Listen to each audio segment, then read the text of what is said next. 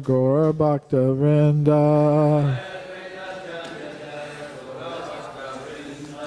Jaya Jaya Sri Chaitanya Jaya Nityananda. Jaya Advaita Chandra Jaya Gaura Bhakta Vrinda. Jaya Jaya Sri Chaitanya Jaya Nityananda. Jaya Advaita Chandra Jaya Gaura Bhakta Vrinda.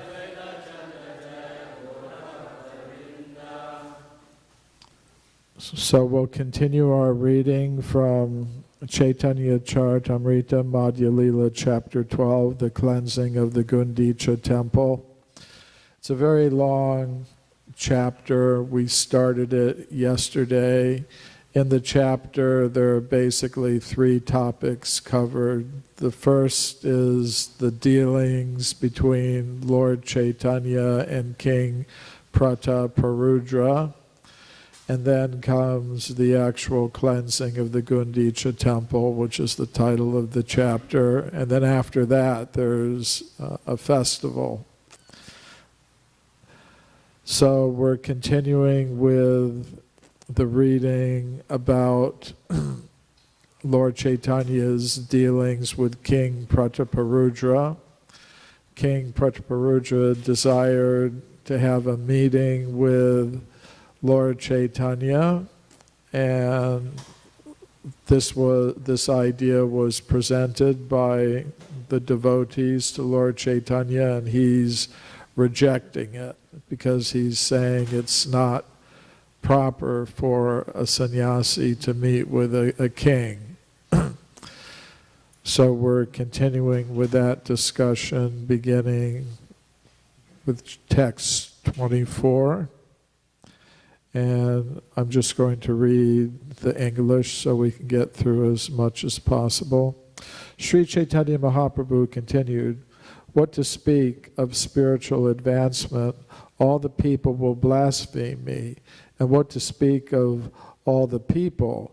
Damodar would chastise me."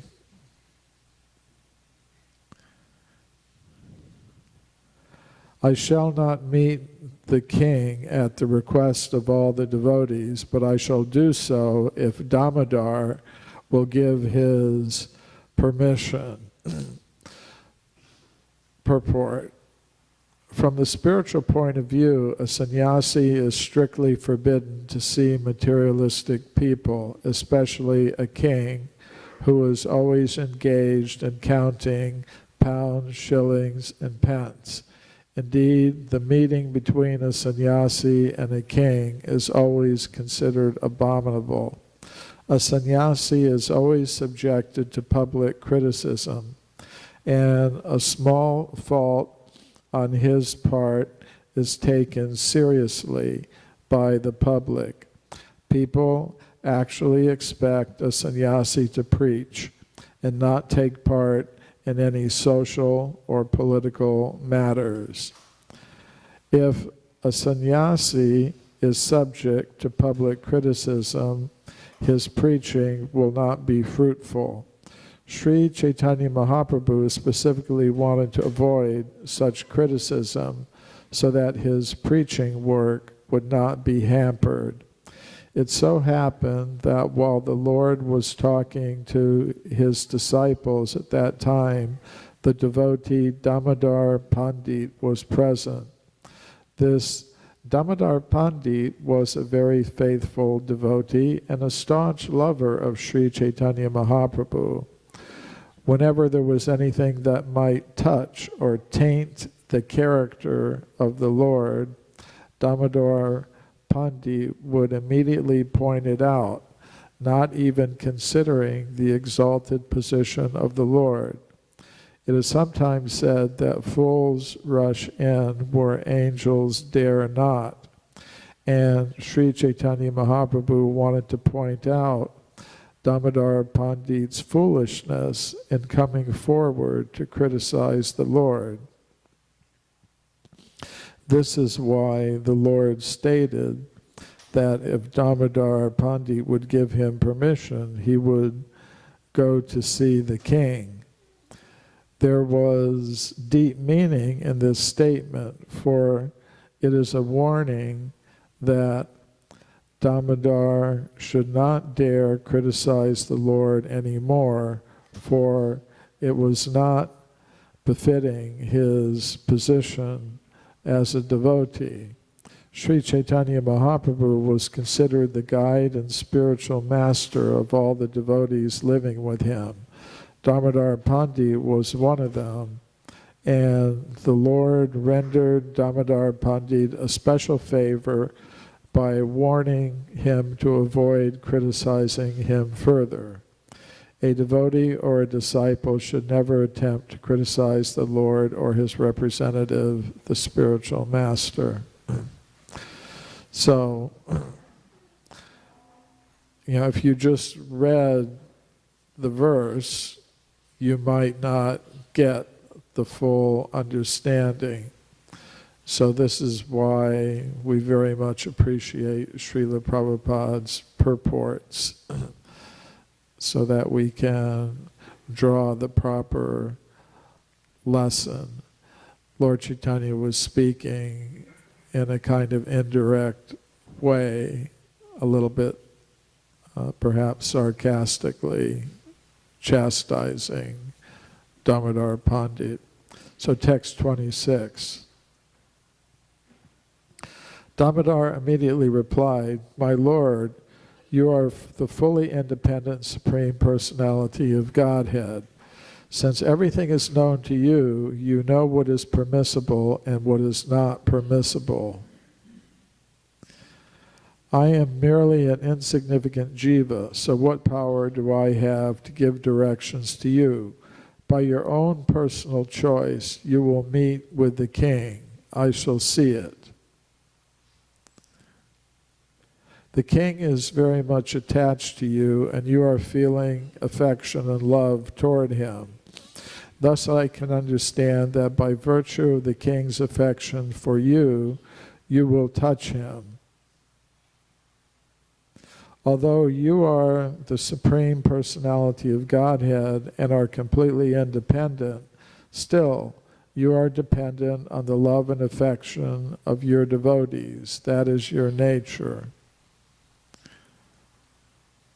Nityananda Prabhu then said, "Who is there in the three worlds who can ask you to see the king?" Still, isn't it the nature of an attached man to give up his life if he does not attain his desired object? For instance, some of the wives of the Brahmanas who were performing sacrifices gave up their lives in the presence of their husbands for the sake of Krishna. Purport.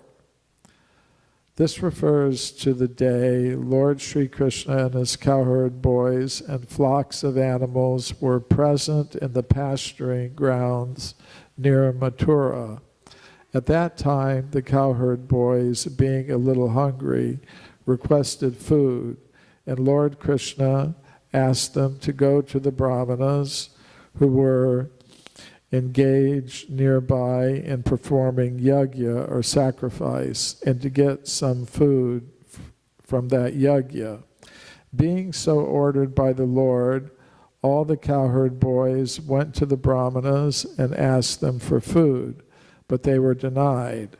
After this, the cowherd boys begged food from the wives of the Brahmanas. All these wives were very much devoted to Lord Krishna in spontaneous love, and as soon as they heard the request of the cowherd boys and understood that Krishna wanted some food, they immediately left the place of sacrifice. They were very much chastised by their husbands, and they were ready to give up their lives. It is the nature of a pure devotee to sacrifice his life for the transcendental loving service of the Lord.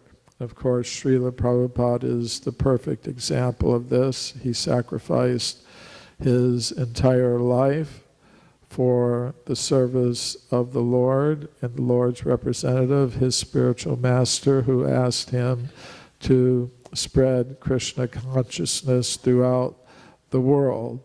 And he did that in so many different ways. He came and established temples, he published books about the topics of Krishna consciousness, like Bhagavad Gita, Srimad Bhagavatam, arranged for them to be distributed.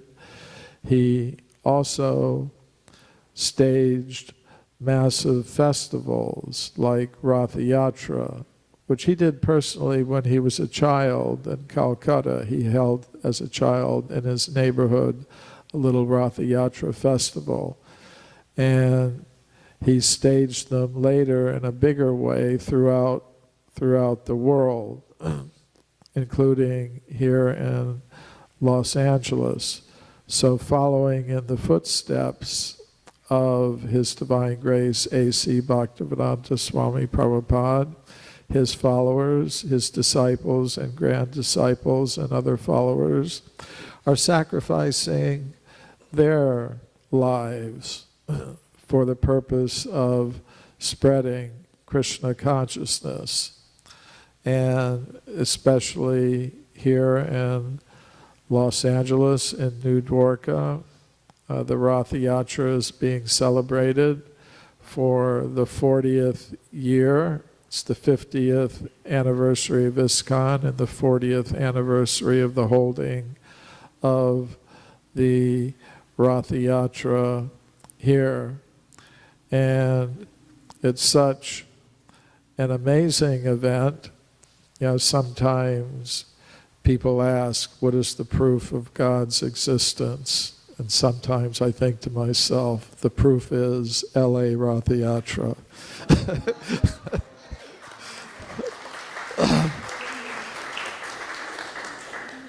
Because there is so much that has to take place. I mean, if you think of all the bits of paraphernalia that are involved in Ratha Yatra, everything that has to be brought out to the site, which Madhuha and his team of assistants are valiantly doing year after year after year, not just here, but all over the United States and Canada. Probably, how many pieces of paraphernalia are there, Madhuha Prabhu? Thousands. Thousands of pieces of paraphernalia. And the temple itself will be moving thousands of things. And there's devotees involved in cooking who are engaging so much paraphernalia. And the activities of hundreds of devotees have to be coordinated. And how is it all happening? By the mercy of Lord Jagannath, by the Lord's spiritual potency. All of these things and personalities are being brought together to manifest this huge festival, which attracts the attention of tens and tens of thousands of people here in this area. So there's so many things that are involved in it, and to me, seeing how it's all happening is proof of God's existence. So text 33. And there's so many things involved in Ratha Yatra. There are the relations, not just the paraphernalia and the display and the chanting and the prasadam, but the relations among the devotees. So this is what's being described here, the relationship between Lord Chaitanya and his devotees, all the intricate dealings among them. So this is also part of Ratha Yatra, the intricate, confidential, intimate dealings of all the devotees who are involved in the whole festival that's manifesting by the mercy of Lord Jagannath. So, continuing, text 34, Nityananda Prabhu then submitted one suggestion for the Lord's consideration. There is a way, he suggested, by which you need not meet the king, but which would enable the king to continue living.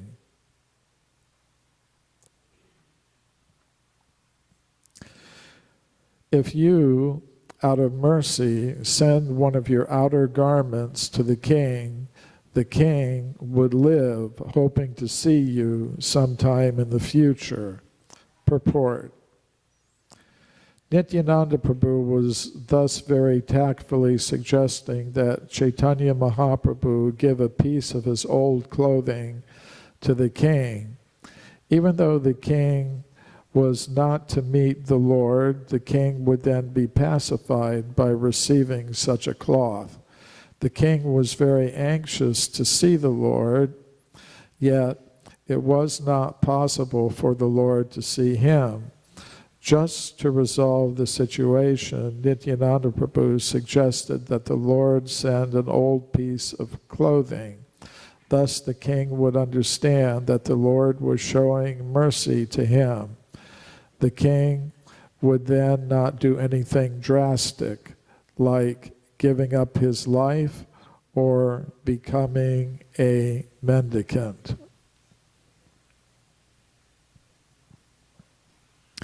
The Lord said, "Since you are all very learned personalities, whatever you decide, I shall accept."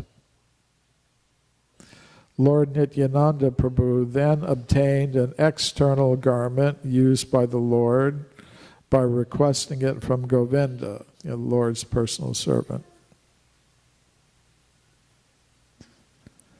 Thus Nityananda delivered the old cloth into the care of Sarvabhauma Bhattacharya, and Sarvabhauma Bhattacharya sent it to the king. When the king received the old cloth, he began to worship it exactly as he would worship the Lord personally. Purport. This is also the conclusion of the Vedic injunctions. Since the Supreme Personality of Godhead is the absolute truth, everything in relation to him is on the same platform. The king had great affection for Sri Chaitanya Mahaprabhu, and although he did not see the Lord, he had nonetheless already attained the conclusion of devotional service. Immediately upon receiving the cloth from Sarvabhauma Bhattacharya, the king began to worship it, accepting it as Sri Chaitanya Mahaprabhu. The Lord's clothing, bedding, slippers, and everything required as an ordinary necessity are all transformations of Shesha, Vishnu, the expansion of Sri Baladev. Thus, the cloth and other paraphernalia of the Supreme Personality of Godhead are but other forms of the Supreme Personality of Godhead. Everything connected to the Lord is worshipable. Sri Chaitanya Mahaprabhu instructs us that just as Krishna is worshipable, Krishna's place, Vrindavan, is also worshipable. And as Vrindavan is worshipable, similarly, the paraphernalia in Vrindavan, the trees, roads, river, everything is worshipable. A pure devotee thus sings, Jaya Jaya Vrindavana Vasi Yata Jana, quote, all glories to the residents of Vrindavan, end quote. If a devotee has a staunch devotional attitude, all these conclusions will be awakened or revealed within the heart. Yasya deve para bhaktir yata deve tata garau tasyaiti katita hyarta prakashante mahatmana. Quote, only unto those great souls who have implicit faith in both the Lord and the spiritual master are all the imports of Vedic knowledge automatically revealed. Shvetashvatara Upanishad 6.23.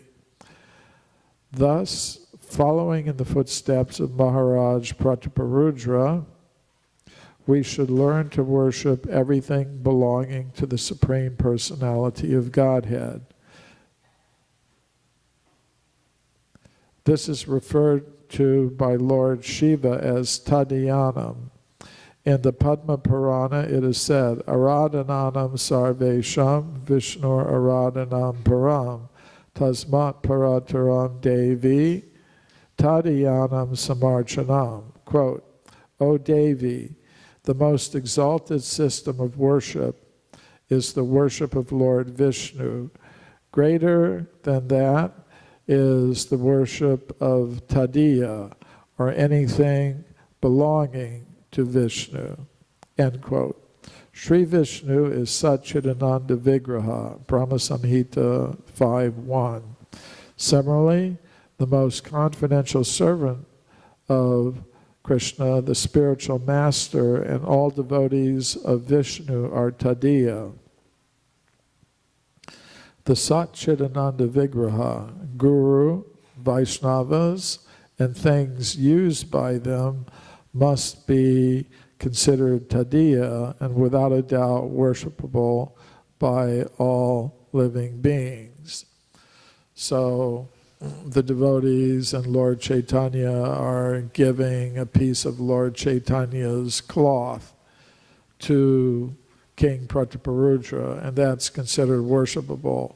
Just like there are many devotees who have a piece of cloth from Srila Prabhupada. How many, some of you have some cloth?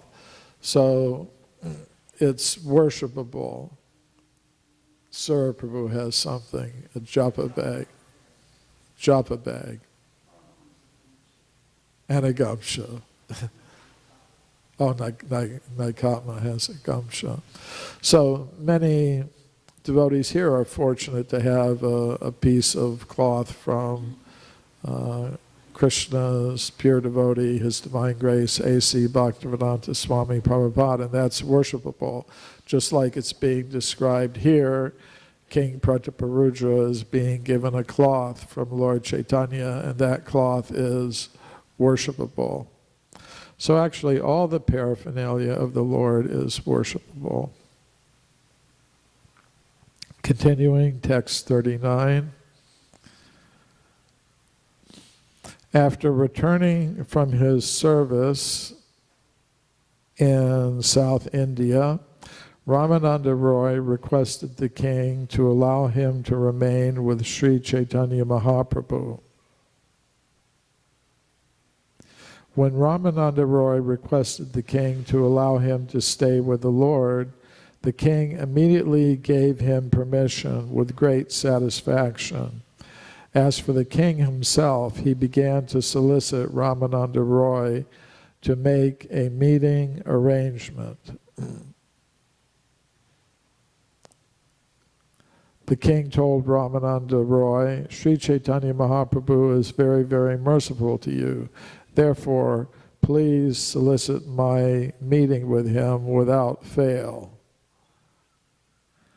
So the king's not giving up. I mean, first he approached Sarvabhauma Bhattacharya and said, you have to arrange a meeting with Lord Chaitanya for me, or else I'm going to give up my position, I'm going to become a mendicant.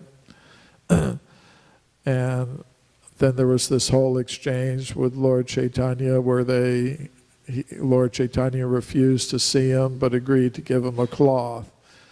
But now he's trying to go through Ramananda Roy. You try to arrange something.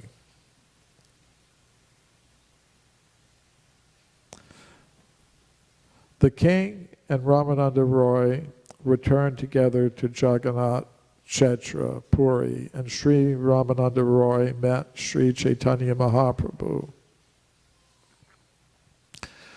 At that time, Ramananda Roy informed Sri Chaitanya Mahaprabhu about the ecstatic love of the king. Indeed, as soon as there was some opportunity, he repeatedly informed the Lord about the king. Sri Ramananda Roy was indeed a diplomatic minister for the king. His general behavior was very expert, and simply by describing the king's love for Sri Chaitanya Mahaprabhu, he gradually softened the Lord's mind. Purport. A diplomat in the material world knows how to deal with people, especially in political affairs. Some of the great devotees of the Lord, like Ramananda Roy, Raghunath Das Goswami, Sanatan Goswami, and Rupa Goswami, were government officers and had a background of very opulent householder life. Consequently, they knew how to deal with people. In many instances, we have seen the diplomacy of Rupa Goswami, Raghunath Das Goswami, and Ramananda Roy employed in the service of the Lord. When Raghunath Das Goswami's father and uncle were to be arrested by government officials, Raghunath Das Goswami hid them and personally met the government officers and settled the affair diplomatically. This is but one instance. Similarly, Sanatan Goswami, after resigning his ministership, was thrown in jail, and he bribed the attendant of the jail so he could leave the clutches of the Nawab and live with the Sri Chaitanya Mahaprabhu. Now we see Ramananda Roy, a most confidential devotee of the Lord, diplomatically softened the heart of Sri Chaitanya Mahaprabhu, despite the fact that the Lord definitely decided not to meet the king. The diplomacy of Ramananda Roy and the entreaties of Sarvabhauma Bhattacharya and all the other great devotees succeeded. The conclusion is that diplomacy used for the service of the Lord is a form of devotional service. So just like for arranging the Ratha Yatra to be held, sometimes the devotees must engage in diplomatic negotiations with different kinds of government officials to make sure that everything goes smoothly, that the proper permissions are granted. I think right from the very beginning of Ratha Yatra, there's a whole history of that. And sometimes, the government officials, they become very enchanted with the devotees who deal with them, especially when they bring prasadam.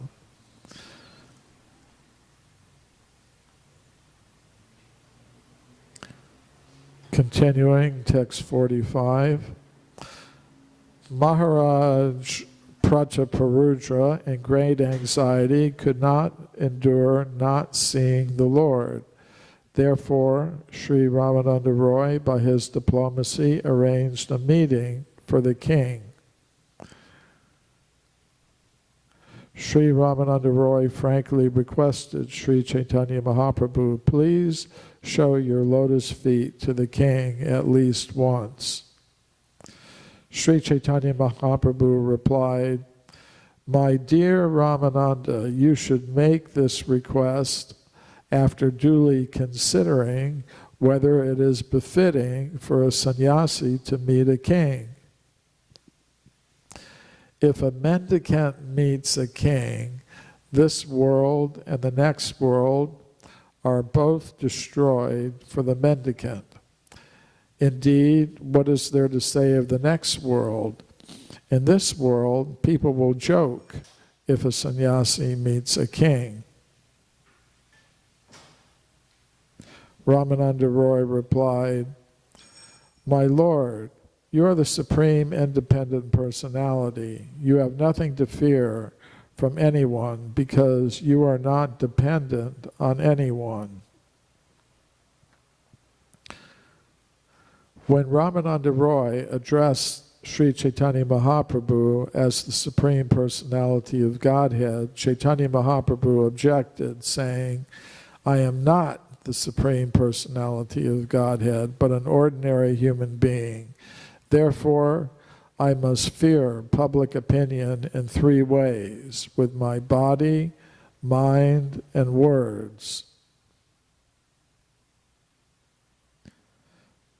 As soon as the general public finds a little fault in the behavior of a sannyasi, they advertise it like wildfire. And this was even in the days before Facebook and Instagram and Snapchat. A black spot of ink cannot be hidden on a white cloth. It is always very prominent. Ramananda Roy replied, "My dear Lord, you have delivered so many sinful people. This king Prataparudra, the king of Orissa, is actually a servant of the Lord and your devotee." Sri Chaitanya Mahaprabhu then said, "There may be much milk in a big pot, but if it is contaminated by a drop of liquor, it is untouchable." The king certainly possesses all good qualities, but simply by taking up the name king, he has infected everything. But if you are still very eager for the king to meet with me, please first bring his son to meet me. So there's going to be some discussion of that. And eventually we're going to see how in the course of the Ratha Yatra, the king's desire to meet personally with Lord Chaitanya is going to be fulfilled. And as I said, that's one of the important aspects of the Ratha Yatra festival, the dealings of the devotees who are taking part in the festival.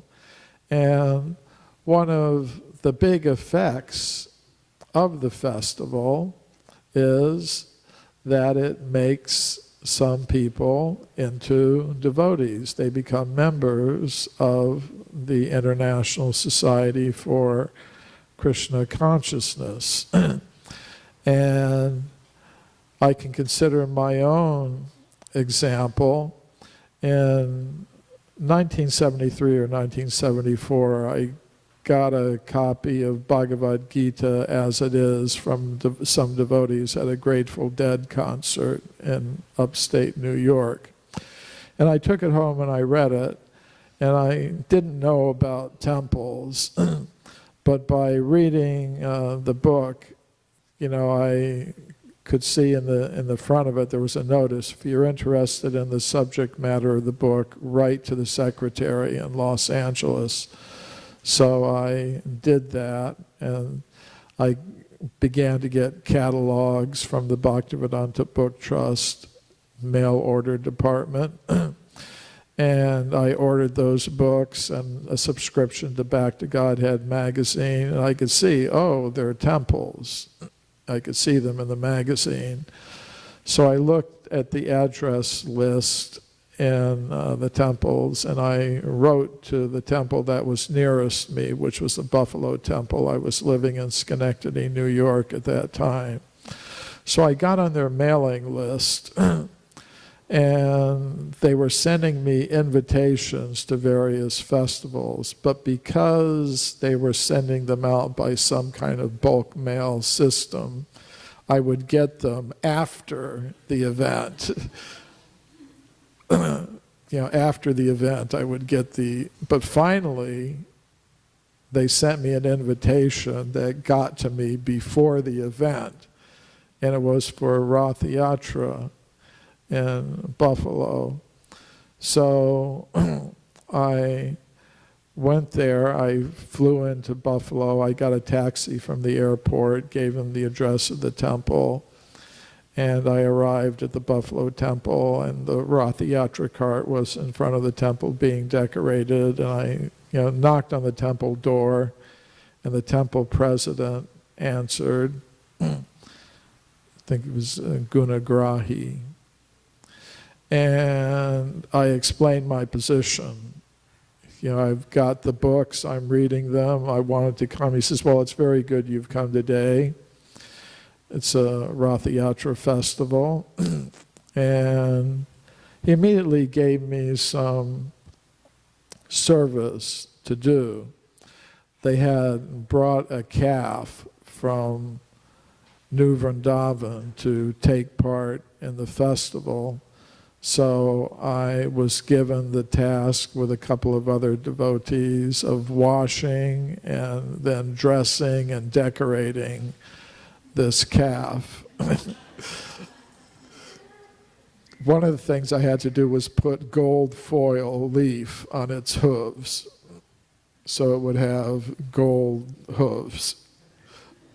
It was a lot of fun, but it was engagement, and here I am today.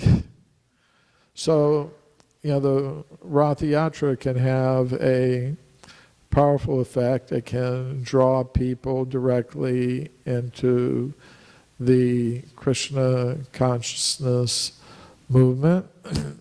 So over the next few days, we're going to be building up to it more and more, and then finally the event will happen.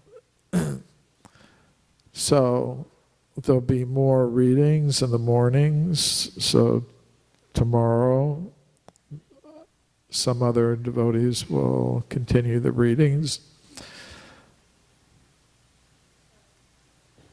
Shri Rath Yatra ki jai, Srila Prabhupada ki jai.